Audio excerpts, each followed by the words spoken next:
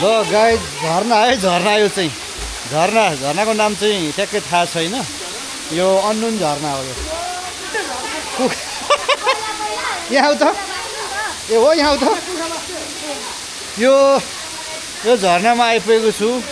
तर यो झरनाको नाम के हो मलाई थाहा भएन भाइले भनेको कुखुरे झरना अरे कुखुरे झरना किन भाइ पहिला कुखुरा बास्थे यहाँनिर अनि त्यही भएर ओहो यो त दैवी शक्ति हो नि त डर लाग्दो भयो नि त त्यसो भए त है योभन्दा यो पहिरो गएको ठाउँनिर चाहिँ पहिला यहाँभन्दा राम्रो थियो झरना पनि अनि एउटा गुफा पनि थियो यताबाट छिर्ने उताबाट निस्किने अनि त्यो चाहिँ पहिरोले पुरेको ए पुर्यो अनि यता चाहिँ कुखुरा बास्ने झरनामा चाहिँ कुखुरे झरना ल गाइज ल एकदमै आज अलिकता यो धमिलो रहेछ पानी चाहिँ यो एकदमै भाइरल अघि भाइरल भइरहेको रहेछ यो झरना चाहिँ हामी पनि आइपुगेका छौँ एकचोटि यसो अवलोकन गरिहालौँ भनेर झरना निकै राम्रो लाग्यो तर धमिलो छ आज पानी चाहिँ